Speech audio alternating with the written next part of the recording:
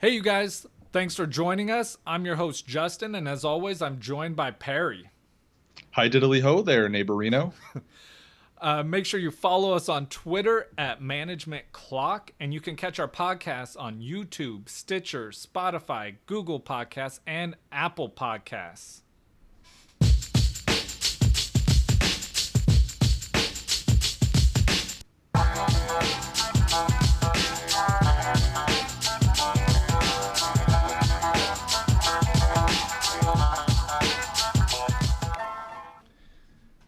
All right, guys. Thanks for joining us. We got last one, our last episode. We told you about how our normal producer had an anniversary and he couldn't join us. That's weird of him, How dare him? right? I know, right on the day that we have a show. He could have planned that better, Dude, some friends, I swear. I feel like I do all the work. right? And because of that, as expected, we had some technical difficulties. Yeah, we did. It cut off the last couple minutes of our show, so we're just going to fill you in real quick on what you missed. Me and Perry ended up making a bet. You want to tell them about that bet, Perry? You know, not really, but I feel like I'm obligated. So I bet Justin that Alshon Jeffrey would have a better overall season than Cooper Kupp. The winner gets to pick a bumper sticker for the loser to put on their car. And I've already thought of ideas for Justin, which terrify me. Yeah, So and I need you guys to give me all the bad ideas you can conjure up. Like, do some seances. Just come up with the most evil ideas you can. my favorite one that I've thought of so far is I'd rather be vaping. So that's not fun. Yeah, that is pretty horrible. Okay, and also it's our Friday episode, so what are you Yeah. drinking on over there, Perry? Ooh, I'm having another beer. I'm having Three Creeks 5 Pine Chocolate Porter. Hold it up. Nice. Another Yeah. porter. Uh, I have an Irish Death. That Yeah, sounds it's very nice. they're one of my favorite beers. They also have a mocha version that's amazing. If you guys get the chance, you should check that out. Nothing says relaxation like Irish Death. You can't get more relaxed than death. That's true. Yeah, that's irrefutable. All right.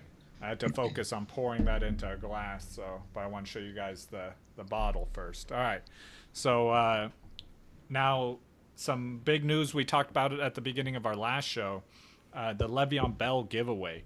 So we decided to reward you guys with an early jersey, and then we're still going to give one away at 300 followers. Hmm. So we went ahead and did a random number generator, and then we counted down our followers to figure out which one of our followers was that number. And the Yeah. winner of that is Samuel Wallace. So we appreciate you. You just won an autographed Le'Veon Bell jersey. I'll be hitting you up in your DMs on Twitter, and we'll get that out to you. Sliding into those DMs. Right? Yeah.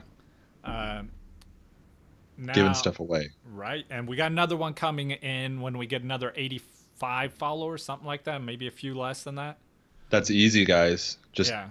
have your friends follow us. Yeah. Cost them nothing. They could win a free jersey. It's easy. All right. And now let's get into some news no one cares about. I love this. I love this stuff. Yeah. So, first of all, Phil Dawson retired, kicker extraordinaire.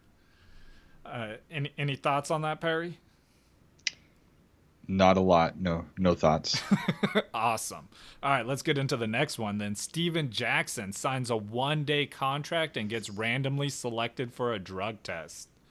I saw this pop up when I was at work, and I had a big old grin on my face, and everybody was asking me what was going on. I tried to explain it to my coworkers who know nothing about football.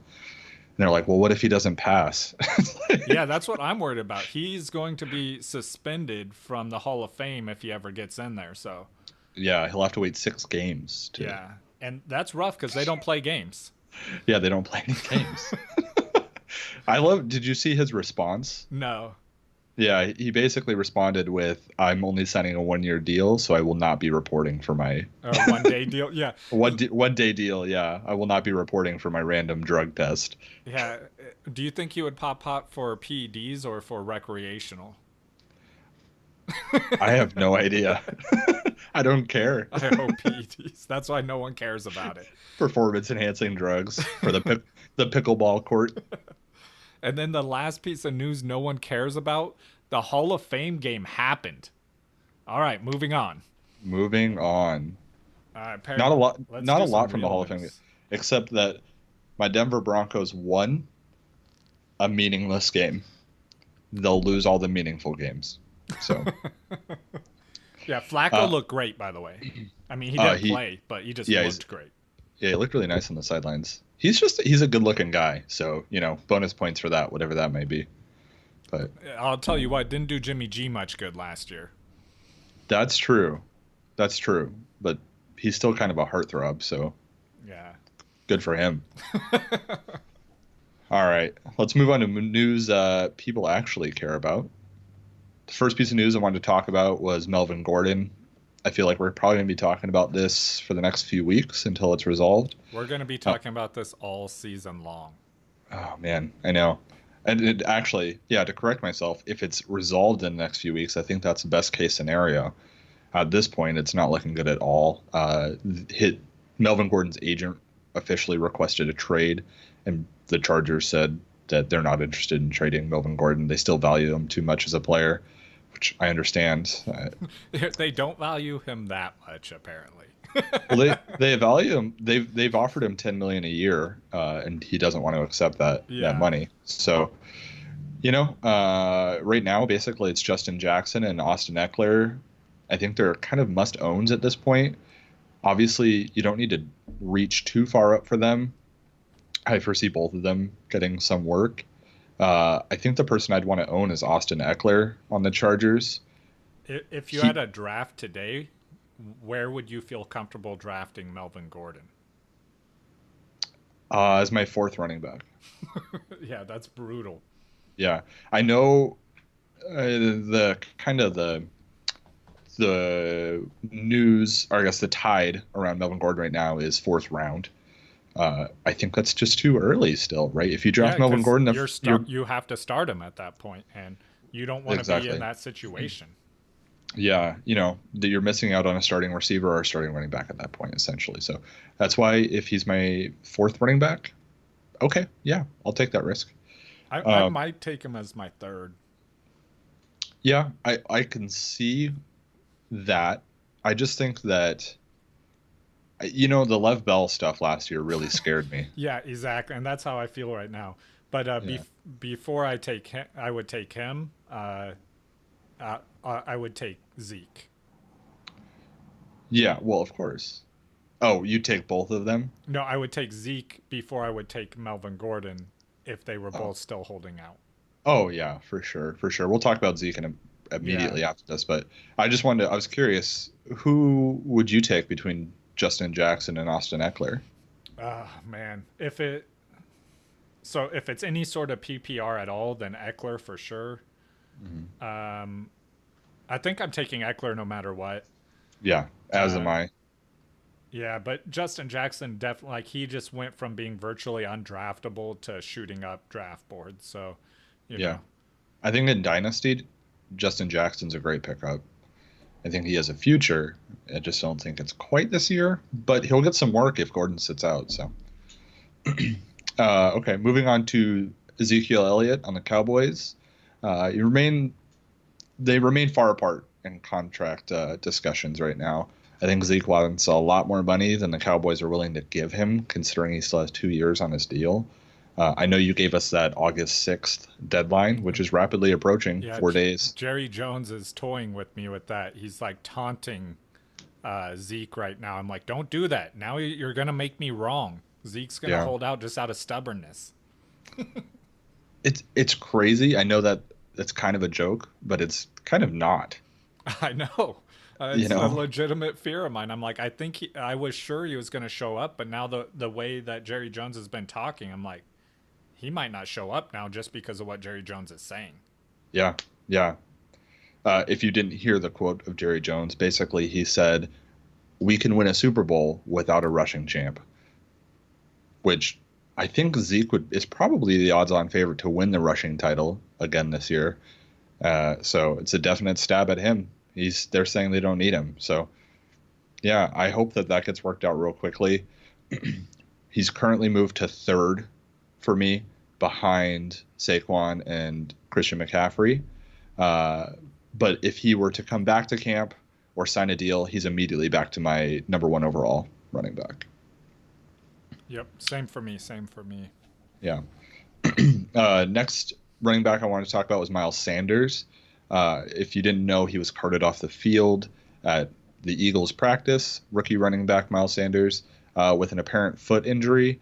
He doesn't seem to think it's a big deal. They're having some tests on the foot. Obviously, we haven't heard anything back yet. I think it's something we should keep an eye on. I think Miles Sanders is probably the biggest long-term upside on that team.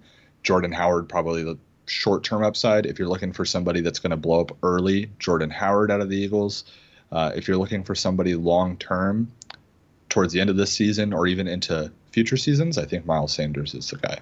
Yeah, and foot injuries are always rough because, Mm-hmm. a lot of times those will nag on through the season and they'll miss a game here, miss a game there. Yeah, definitely. Uh, Next thing here, Sterling Shepard with the Giants. A little wide receiver news.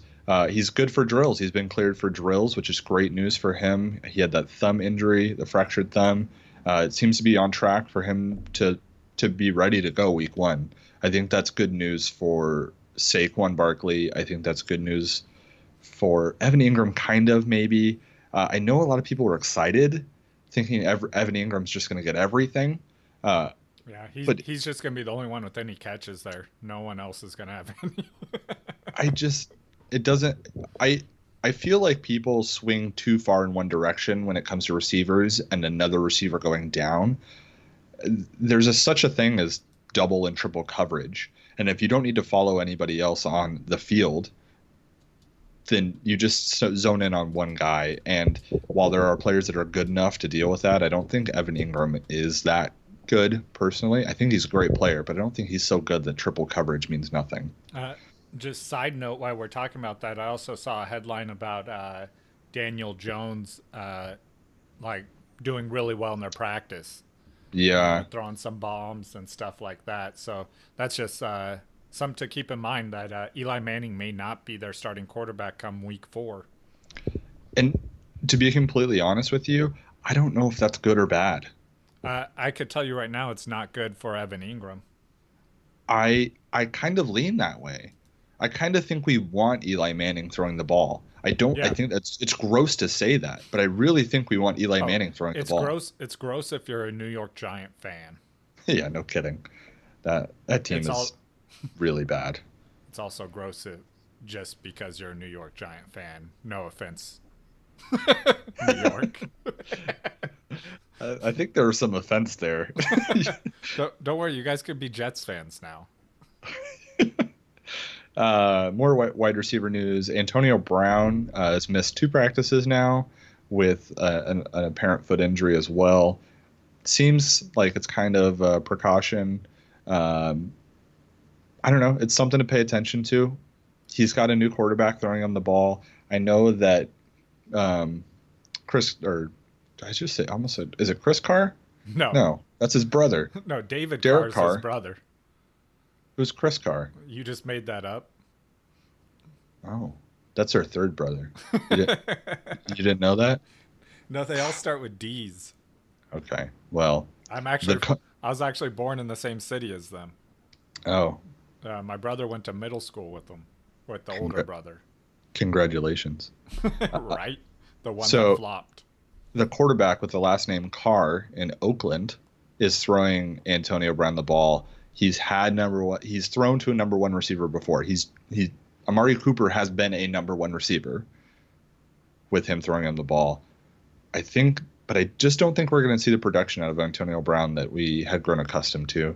And then again, foot injuries, you just never know, man. They'll linger for a long time. It's what what brought down Jordan Reed. Yeah.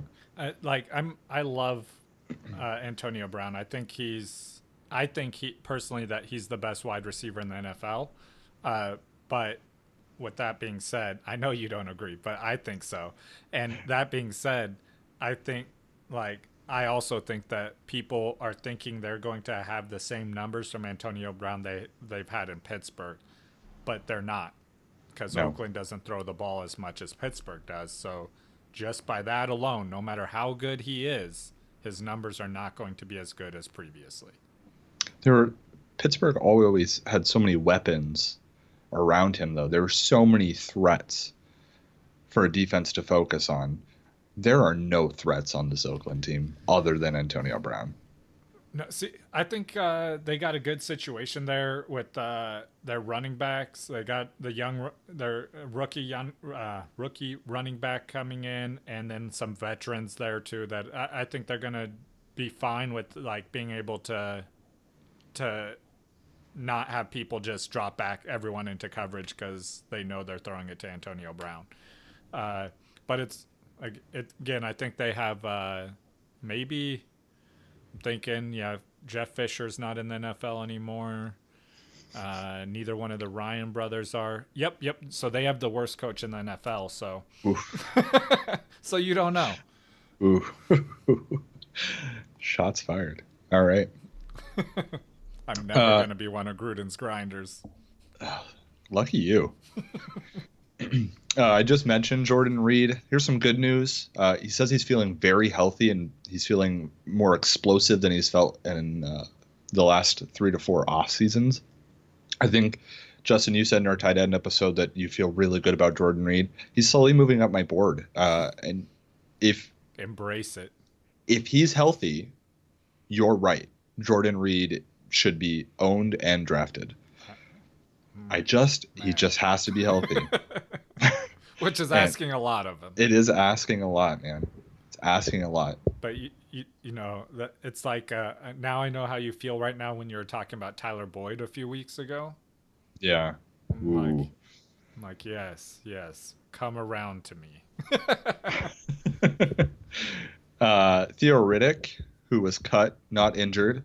If you listen to our last episode, I said Theo Riddick was injured, and I was wrong. Yeah, I corrected you on it, though, so they should be tracking. Yeah, I know. That's one for Justin. Also, I don't know if tracking is a term anyone uses outside the military. Yeah, I follow you. Okay. I don't know. I just say yes and nod. That's how I get through work every day. Theo Riddick signed with Denver. I think that's really good for Denver.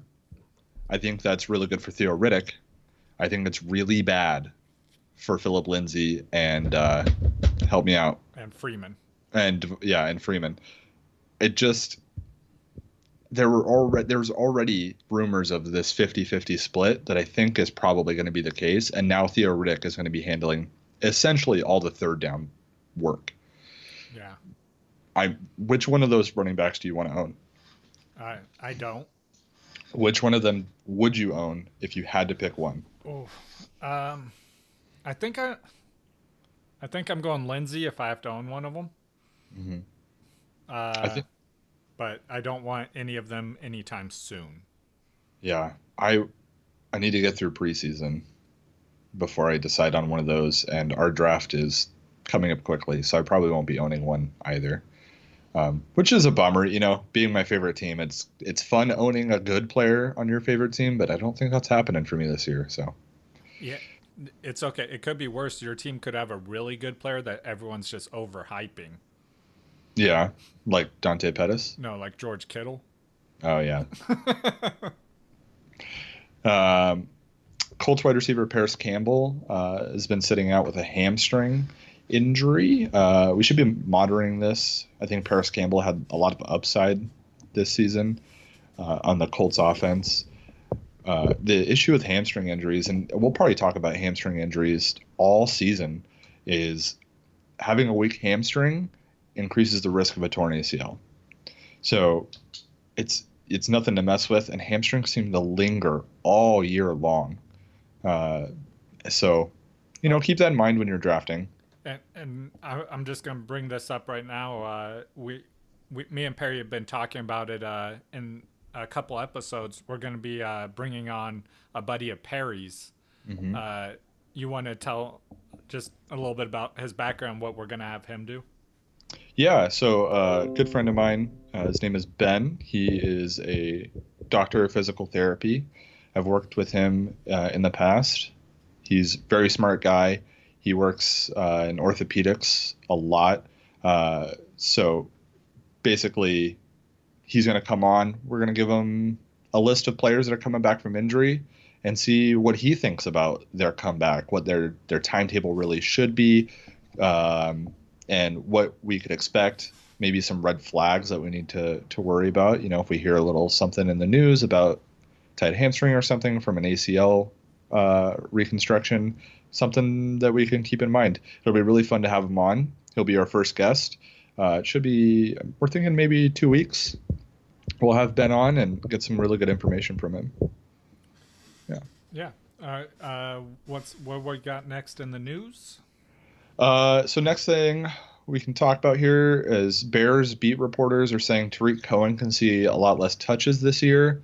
I kind of agree with them drafting David Montgomery Yeah. uh, as a rookie running back. I like David Montgomery this year a Yeah, lot. I know a lot of people do, and like, I kind of feel like that's like one of those like, well, obviously, like, because I mean, he had a lot of touches last year. They had a lot of injuries too at the running back position, and so he was the beneficiary of that. Like, he did great. Like, he was targeted very often, and like, they're not going to bring in a running back if they're planning to continue to just feed him the ball. So Well, and I mean, to be completely fair, Tariq Cohen isn't the pound it between the tackles kind of guy. no. He's just not. It's not what he's built for. I don't even think he wants to do that. I don't think he wants to be that. So if you're drafting him thinking you could be getting the number 13 running back like last year, I don't think you're quite getting that. I think that he should still be owned. In PPR, he has incredible value. I was just gonna say that.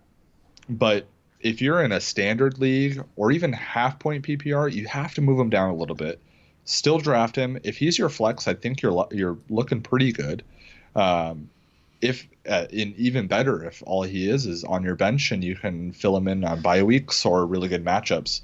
Um, but I think David Montgomery is a steal currently in the draft. I really like Yeah, David Montgomery. absolutely. Like Montgomery, he's going. Oh man, I got to look at his ADP. But I want to say he's going somewhere around like the sixth round. Uh, Yeah, I believe so as well. I can pull it up if you'd like. yeah, that'd be awesome. Because yeah, he is severely undervalued in that offense. Because you look at the touches that are leaving with um, them losing what's his name down to Philly. Jordan Howard. Jordan Howard, yes. Them losing Jordan Howard down to Philly, like all those touches are vacant, and they're not going to be a running back by committee. He's going to fill in there in that role. David Montgomery currently has an ADP of 52. Okay, so like fifth round. Yeah. Yeah, Yeah, fifth round and fourth round in a 12 man. yeah, 12-man fourth round. So that's I think that's right around where he should be. I think I'd like him in the fifth. Yeah, exactly. If I see him Yeah. fall to the fifth, I'm picking him up every time. Yeah, I agree. I I just hope agree. I have a pick. I hope my pick's before yours. uh, good news for me. Bad news for Jamal Williams from the Packers. He currently remains out with a hamstring injury. We just talked about hamstrings. I think this is great news for Aaron Jones, who I traded for in the Dynasty League. I sent away Todd Gurley, got Aaron Jones in a second round pick. Was happy about that trade, but I'm always nervous to watch Todd Gurley's name leave my team. Rookie running back Dexter Williams should see some work. He's been working as a number 2 running back right now in camp. I think Dexter Williams might have some dynasty value if anything were to happen to either of these starting running backs, Jamal Williams or Aaron Jones. Yeah, But especially like in our dynasty league, we have yeah, a deep bench. Yeah, where we you do. could stash some players, and we have IR slots. So if you have any sort of league like that where you have a deep bench with Dynasty, yeah, that's a great player to just stash for later. Yeah, I just talented players on good teams. That's where I always like to go. Interesting stat that I heard today that number one running backs are on good offenses, as in top half offenses, 75% of the time. Yeah. So this kind of like my theory on why I love Ito Smith this year is because I love that offense, and I don't Mhm. expect Freeman to stay healthy this season. Yeah, And Coleman was as their number two back was he was ownable on his own before when Freeman healthy. yeah, And so I'm expecting last year Ito Smith stepped up and really took on that role, and he did just fine in that role on his own. yeah. So I think he's going to take that position.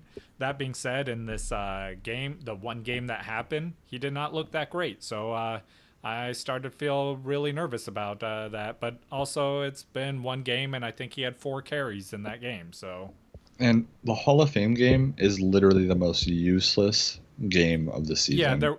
they didn't have their starting offensive linemen in, so it's not No, even the same players he's been practicing with. So I mean, it is what it is. But if I had watched that game and I saw him break away for a 60-yard touchdown, I would be, ranting right now about how right I was. So right. Couple more things here. Michael Thomas signed a massive 5-year, $100 million extension, highest paid wide receiver in the NFL currently. And I say currently because the Falcons have said that they would like to make Julio Jones the highest paid wide receiver in the league. these Uh, records are so pointless. I know they're silly. I don't know. I know we're a family-friendly podcast, but this is just a pissing competition. I, it's silly. Like literally, And guys will say no to a deal if it's 5% below the highest. yeah, it's like They see it as disrespect, and I don't know. Maybe and it's because I don't make millions of dollars. see, and this, yeah, right. This is where I agree with Jerry Jones. As gross as that sounds, uh, when he was talking about the Zeke situation, he is Yeah, saying, "Look, we can't afford to pay Dak what he deserves to be paid, Amari what he deserves to be paid, and pay Zeke, to be the highest paid running back in the NFL. We just yeah. can't do that." And that's his whole point. And I kind of agree with him. Like, that makes sense. I You have to structure a team, you have to plan. I'm sorry. I don't mean any disrespect to running backs, but he's right. He's correct. You do Oh, not need man. a super high end running back to win a championship. Yeah, so I saw this thing on Twitter, Ball Blastom on Twitter, shout out. Uh, she was talking about, can you name like elite running back that was on a Super Bowl winning team? And like I went through and looked at like all the I couldn't find one in the last, I think it was 20 years before I found one. Yeah. Like it was ridiculous. I guess it depends on how you title somebody elite or what. I mean, obviously, but you go look at them, and like I mean, Marshawn Lynch won one with that Seattle. that was the like best argument for any of them in the last 20 years. Outside of that, there wasn't even one where it's like you could have an argument. Yeah. And but also in that same year, like Marshawn, he was great, but he really picked it up in the playoffs, which that's you had the beast quake that stuff. But the rest of the season, he wasn't the top running back or like around there. He was a great running back, but there were much better running backs. Yeah. You just look at I know the Rams didn't win the Super Bowl last year, but just look at that, man. They have Todd Gurley, who I mean a lot of people at the time were saying he is the best running back in the league, which I think was a fair title to give him. And then you get to the playoffs and he was almost unused. He had 10 touches in the Super Bowl. And you know what I was just thinking about too, like how you're talking about fantasy running backs are like the best ones are on great offenses. Hmm. Uh, And it just brings up a great point, like how different fantasy is than real NFL, because like that just shows you like good defenses win championships, not good Yeah. offenses. We had a request to make an episode where it's almost like a beginner how-to on fantasy, and I think that's a really good thing to bring up. We'll bring it up now, and we'll bring it up on that episode. But you can't draft with NFL knowledge. You have to draft with player knowledge and situation knowledge. What I mean by that is it would appear that the Patriots are probably the best team in the world, and you want all their players because they win all the time. When in fact, in a 10-team league or even a 12-team league, there's a really good argument to Tom Brady going completely undrafted. Yeah, or a great argument for not drafting, like for them only having maybe two players drafted. Like, Yeah. there's definitely more teams that have more fantasy relevance than them Yeah. by twofold than them, but they Yeah. still could win a Super Bowl. Oh yeah, for sure. You just, I mean, we've done like family drafts. We're kind of dragging on right now, but we've done family drafts where, I'm from Seattle, you're from Seattle, with Seahawks fans who will draft Seahawks players like in the first round as soon as they can. Russell Wilson will go at like top 3. I had a work league where one person drafted 8 Seahawks players. Exactly, and I'm sure he got last place. Yeah. Yeah. So there you go. There's your first tip. If this is your first fantasy year, it doesn't matter who your team is. Pick good players. All right. If you're on the Seahawks and you hate the 49ers, that doesn't matter. If there's a better 49er on the board, you go take him. So anyways, we'll do more of that in a couple weeks when we do our how-to, but let's see. Last piece of news I wanted to talk about, Lamar Jackson, talking to reporters, said that he will not be running as much as he did last year. Yeah, probably not. He set records and he didn't start until week 11. So I don't see him running as much as he did last year. I saw a report yesterday as well that said that the Ravens are ready to let Lamar Jackson off the reins with his running. Just like you gotta, that's what I'm saying. It's like, man, these reports are all over the place. Yeah, no. You just have to read through the lines with these beat reporters. Here's my analysis of Lamar Jackson. I think Lamar Jackson is an incredible athlete. Quarterback for the Ravens, by the way. But I think if he continues to run at the pace that he ran last year, he's a guaranteed injury. There's almost no chance that he doesn't see some sort of injury that slows him down. If he does slow down his running and starts throwing the ball more, I think he becomes less fantasy relevant because I don't think he's arm talented enough to carry a fantasy team with his arm. So I'm not drafting Lamar Jackson. I think he's too high on fantasy boards based on the running. You're going to run into, no pun intended, RG3 situation. Justin, you had RG3 his rookie season, and he did very well for you, did he not? He did. He killed it. Yeah, and we were all so pumped going into that next season. And literally, it was over. Yeah. One injury, it was over. His career has been nothing since, and I feel bad for the guy. But, I mean, when you run like that, you're going to get hurt. Yeah, especially as a quarterback. You're not a running back. There's a reason why running backs, are 200 plus pounds at, 5'9". And literally a long career for a running back is 5 years. Yeah. It's rough on your body getting tackled by these 350-pound guys. And then you look at quarterbacks 20 times a game. And you have Tom Brady at 40 years old still playing. Exactly. And Tom Brady, other than those little QB sneaks, which, man, I love him, does not run the ball, you know? Though he did post the most amazing video of his 40-yard dash. I don't know how you could run that fast and still be that awkward. I don't know. Look at Peyton Manning, man. Oh, but he wasn't fast. That's the thing. Tom Brady's was impressively fast for how awkward he was. I love the picture of Tom Brady at the combine in like his boxer shorts. Have you seen this? No, And then they put it right next to DK Metcalf and his boxer shorts. We'll tweet it out. We'll tweet it out after the episode here. It's for the sure. funniest picture. All Oh right. my god, I'm gonna make that the thumbnail for this video. In fact. That's a good thumbnail for sure. All right. That's all I wanted to cover. Guys, for the Tuesday episode, the full length episode with a little bit more analysis, we'll be covering running backs. We're going to do the same format that we did with wide receivers. Justin sent me three running backs, three pairs of running backs, so 6 total, each at similar ADPs. And then I'll compare and tell you who I'm picking. I'm going to do the same for Justin. I need to send him that so he can get to work on it.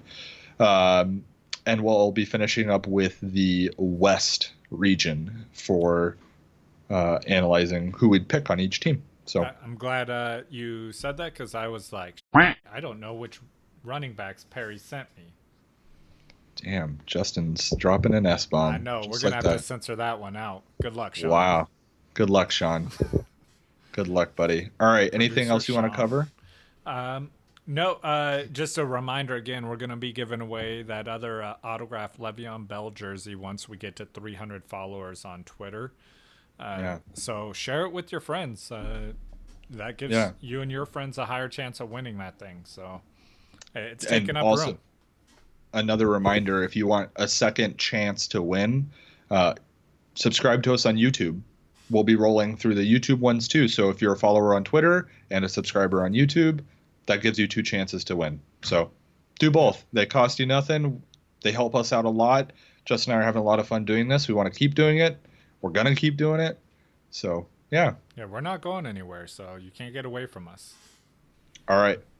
Well, let's call it there. Peace All out, right. Cub Scouts. See you guys Tuesday.